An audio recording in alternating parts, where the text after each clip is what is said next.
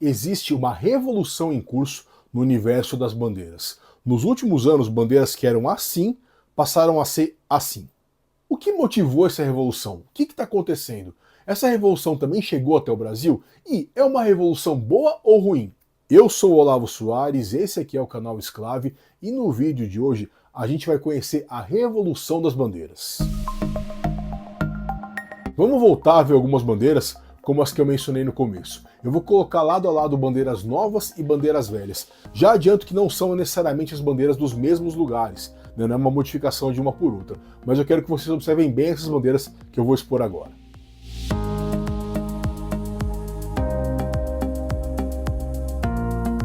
Sem muito esforço, a gente consegue perceber rapidamente duas coisas. A primeira é que as bandeiras novas são mais simples.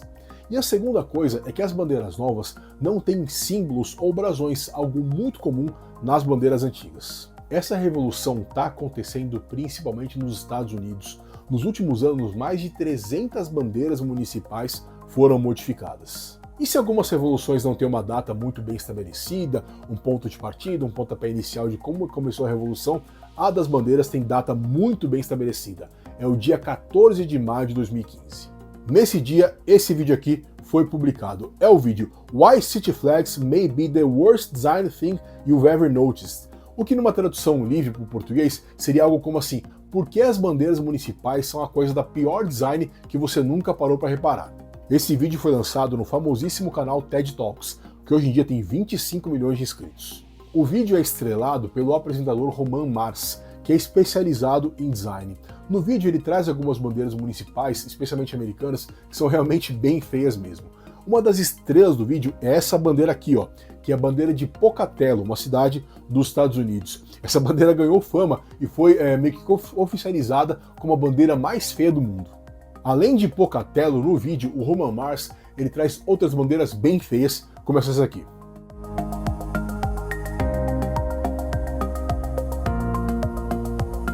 Mas o Roman Mars no vídeo, ele não só ironizou, não só sacaneou, não só trouxe bandeiras feias, como ele trouxe uma espécie de antídoto, uma solução para esse problema. E é aí que a revolução começou. Ele mostrou o guia Good Flag, Bad Flag, uma tradução literal, bandeira boa, bandeira ruim. Esse guia foi escrito por esse cara aqui, o Ted Kay, da North American Vexillology Association, a Associação Norte-Americana de Vexilologia. Se você não sabe o que é vexilologia, nesse vídeo aqui eu explico direitinho, depois você passar para conferir. Mas voltando, o guia Good Flag, Bad Flag foi lançado lá atrás, em 2006. E nesse guia, o Ted Kay, ele traz 5 princípios para a produção de uma boa bandeira, que são esses aqui. Mantenha o design simples. A bandeira deve ser tão simples que uma criança pode desenhar ela de memória. Use simbolismo significativo. As imagens, cores ou padrões da bandeira devem estar relacionados ao que ela simboliza. Use 2 ou 3 cores básicas. Limite o número de cores da bandeira a 3, que contrastem bem entre si e sejam do conjunto padrão de cores. Sem letras ou brasões. Nunca use escrita de qualquer tipo ou selo de uma organização. Seja distinto ou relacionado. Evite copiar outras bandeiras, mas use semelhanças para mostrar conexões. E a partir daí então a gente teve a revolução. Muitas bandeiras começaram a ser modificadas. Vamos rever aquelas bandeiras do começo para observar a modificação e notar que a gente consegue identificar direitinho ali esses 5 princípios da NAVA.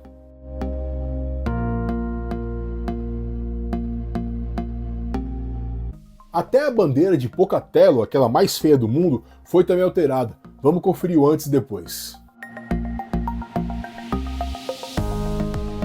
Mas e no Brasil? Essa mudança chegou? A gente também está tendo essa revolução das bandeiras aqui no nosso país? Eu já vou responder. Antes disso, eu vou pedir para todo mundo deixar um joinha aqui no vídeo e também lembrar quem não é inscrito de se inscrever aqui no canal. Também queria convidar vocês a participar do Clube de Membros do Esclave. Por apenas R$5 por mês, você pode ajudar o nosso trabalho a crescer e ter o seu nome em destaque no fim do vídeo, beleza? Valeu! Mas então vamos responder a pergunta. A revolução das bandeiras chegou até o Brasil? A gente está passando por isso aqui? E a resposta é não. E olha, não é nem só que a revolução não chegou aqui, na verdade ela tentou chegar e levou uma bela pancada. O que acontece é o seguinte, não, a gente não teve de 2015 para cá essa onda de mudanças de bandeiras, aqui no país. A gente teve uma ou outra modificação, tá, mas uma coisa bem circunstancial, bem pontual, nada que dê andamento a essa revolução que a gente está citando. E essa pancada que eu mencionei, essa contra-revolução, aconteceu em Belo Horizonte. Na eleição municipal de 2024, além de eleger o prefeito e os vereadores, a população de Belo Horizonte foi chamada a responder se queria modificar a bandeira da cidade. As pessoas tinham que responder se concordavam ou não com uma nova bandeira que havia sido aprovada pela Câmara Municipal. E o resultado foi uma paulada. 84% dos moradores disseram que não queriam a mudança na bandeira. E olha que a bandeira nova, a bandeira que havia sido aprovada, ela segue direitinho os princípios da Good Flag, Bad Flag. Vamos dar uma olhada.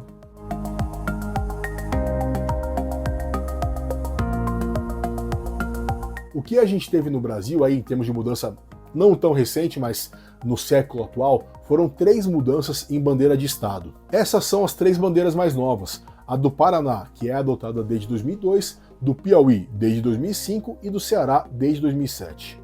Agora então vamos passar por uma parte mais reflexiva, vamos pensar um pouquinho mais em relação aos temas que a gente tem abordado aqui no vídeo. Como nós vimos, essa mudança se deu principalmente nos Estados Unidos, a Revolução das Bandeiras está em curso principalmente nos Estados Unidos. Algumas mudanças foram feitas por cunho político, né, e especialmente em bandeiras que adotavam esse padrão aqui, que é o símbolo dos confederados. Isso é um tema de uma grande controvérsia nos Estados Unidos, por ser um símbolo que é relacionado ao racismo e por aí vai. Mas também tem as bandeiras de cunho meramente estético, que são as que a gente tem atacado principalmente aqui no vídeo. A gente tem muitos casos, como nós vimos, de bandeiras que eram realmente bizarras, como a de Pocatello, que é uma mudança estética, mas também tem um grande alvo das mudanças, que são os brasões ou selos, né? Nos Estados Unidos isso é muito frequente, é muito debatido, as pessoas querem modificar essas bandeiras, que em muitos casos representam apenas um fundo monocromático com o brasão em cima. Tem até um termo que se usa na vexilologia nos Estados Unidos, que é o SOB, Seal on a Bed Sheet, que seria algo como o selo, o brasão num lençol, SOB. E a gente tem até hoje em dia, quando esse vídeo está sendo gravado, dezembro de 2025, muitas bandeiras americanas que seguem o padrão SOB. Vamos dar uma olhada.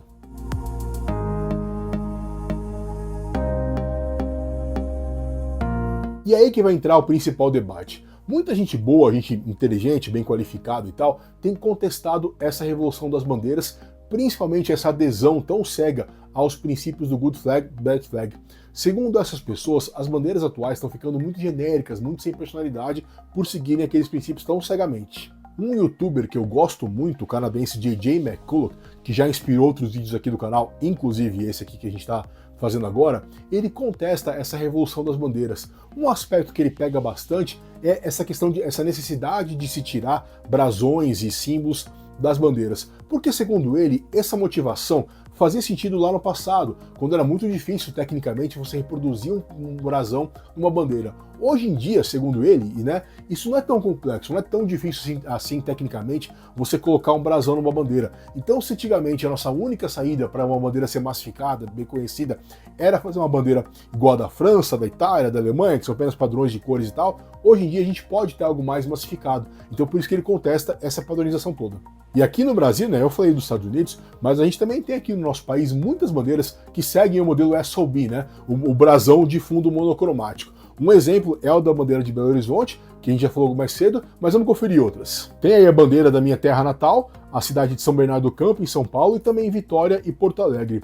Outras bandeiras de cidades importantes também têm algo a mais do design, mas colocam o brasão, como a das cidades de São Paulo, Goiânia, Fortaleza e Florianópolis. E eu queria saber a opinião de vocês sobre isso. O que vocês acham? Vocês acham que está sendo positiva essa modificação nas bandeiras? Vocês concordam com esses princípios da NAVA? Ou está realmente havendo uma padronização muito exagerada, está muito pasteurizado, muito massificado? Enfim, qual a sua opinião a respeito? Eu sei que uma bandeira que eu gosto muito, uma bandeira que eu acho maravilhosa, é a bandeira do Brasil. Essa bandeira aqui.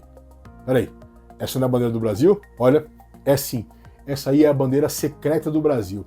Você quer saber mais sobre isso? Olha o vídeo aqui do lado em que eu mostro e explico o que é essa bandeira secreta do Brasil. Até mais!